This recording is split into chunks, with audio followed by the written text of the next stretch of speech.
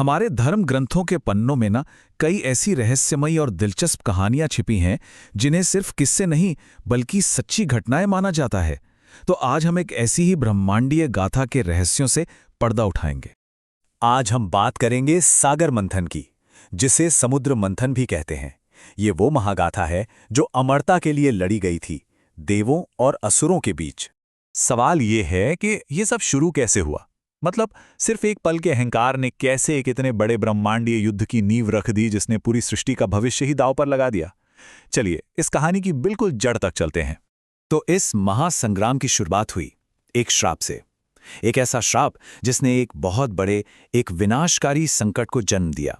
देखिए, इस कहानी के बिल्कुल सेंटर में हैं देवों के राजा इंद्र। शक्तिशाली तो थे, ऐश्वर्य भी था, लेकिन अपने अहंकार में पूरी तरह डूबे हुए थे। और बस यही अहंकार उनके पतन की वजह बना। बात शुरू होती है कैलाश से। भगवान शिव ने ऋषि दुर्वासा को एक दिव्य माला दी, वैजयंती माला। अब ये कोई मामूली माला नहीं थी, ये तो साक्षात देवी लक्ष्मी का प्रतीक थी। और ये सिर्फ उसी को मिल सकती थी जिसका अपने मन और इंद्रियों पर पूरा कंट्रोल हो। तो ऋषि दुर्वासा ने ये माला इंद्र को दी, शायद उनकी परीक्षा लेने के लिए। लेकिन इंद्र तो अपने ही ऐश्वर्य में डूबे हुए थे। उन्होंने उस दिव्य माला को बड़ी लापरवाही से उठाया और अपने हाथी ऐरावत की सूंड पर रख दिया। और फिर क्या, हाथी ने उसे जमीन पर गिराया और अपने पैरों तले रौंद डाला। ये अपमान देखकर ऋषि दुर्वासा, जो खुद शिव के रौद्र रूप का अंश माने जाते हैं, गुस्से से कांप उठे।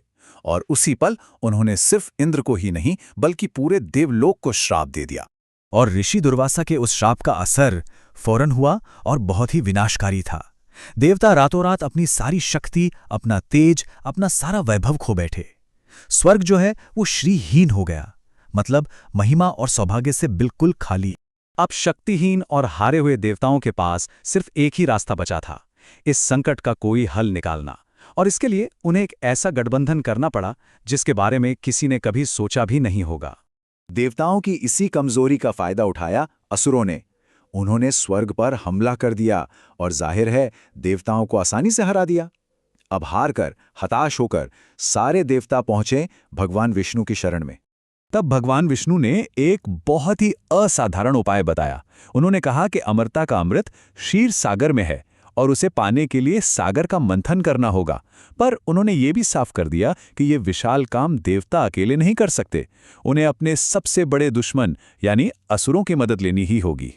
तो सवाल यह है कि ये ब्रह्मांडीय मंथन मशीन काम कैसे करने वाली थी। देखिए, मंदार पर्वत को बनाया गया मथनी, नागराज वासुकी बने रस्सी, और जब पर्वत समुद्र में डूबने लगा तो खुद भगवान विष्णु ने कछुए का अवतार यानी कूर्म अवतार लेकर उसे अपनी पीठ पर संभाला। और फिर एक तरफ देव और दूसरी तरफ असुर वासुकी को पकड़कर सागर मथने लगे। और जैसे ही मंथन शुरू हुआ, समंदर की गहराइयों से एक के बाद एक रहस्य बाहर आने लगे। लेकिन अमृत के साथ साथ एक ऐसा भयानक खतरा भी निकला जो पूरी की पूरी सृष्टि को तबाह कर सकता था। लेकिन अमृत से भी पहले सागर ने अपना सबसे घातक राज उगला। कोई अंदाजा है कि वो क्या हो सकता है? सबसे पहले निकला हलाहल विष।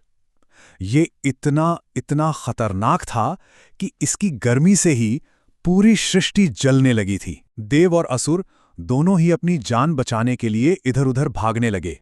जब कोई और रास्ता नहीं दिखा तो सबने मिलकर भगवान शिव से प्रार्थना की और सृष्टि को बचाने के लिए महादेव ने उस पूरे विष को पी लिया। लेकिन उसे पेट में नहीं जाने दिया, अपने गले में ही रोक लिया, जिसकी वजह से उनका कंठ नीला पड़ गया। और इसी महान बलिदान की वजह से भगवान शिव को एक नया नाम मिला, नीलकंठ, यानी नीले कंठ वाले। ये नाम प्रतीक है उस निस्वार्थ त्याग का जिसने पूरे ब्रह्मांड को बचा लिया। विष के शांत होने के बाद तो जैसे खजानों की बारिश हो गई। समुद्र से एक एक करके 14 अनमोल रत्न निकले। कामधेनु गाय आई, इंद्र का हाथी ऐरावत वापस मिला, खुद देवी लक्ष्मी प्रकट हुई, और आखिर में देवों के वैद्य धनवंतरी प्रकट हुए, जिनके हाथों में था अमृत कलश। तो अमृत तो सामने था, पर सबसे बड़ी चुनौती अभी भी बाकी थी।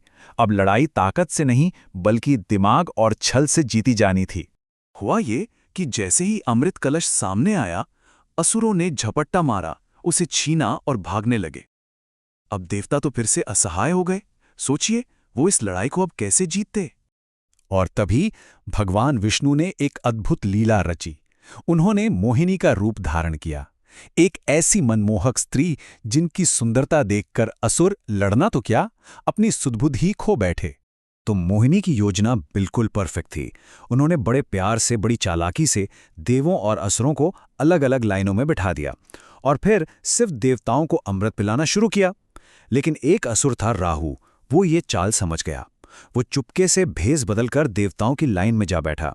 पर जैसे ही उसने अमृत पिया ना, सूर्य और चंद्रदेव ने उसे पहचान लिया और तुरंत भगवान विष्णु ने अपने सुदर्शन चक्र से उसका सिर धड़ से अलग कर दिया। लेकिन अमृत की वजह से उसका सिर और धड़ राहु और केतु बनकर हमेशा के लिए अमर हो गए। अब ये जो प्राचीन कथा है ना, ये सिर्फ इतिहास के पन्नों में कैद नहीं है। इसकी विरासत आज भी हमारी परंपराओं में, हमारी मान्यताओं में जिंदा है, और शायद ऐसे तरीकों से जिनका हमें अंदाजा भी नहीं है। तो सवाल ये है कि ये कहानी आज भी इतनी जरूरी क्यों है?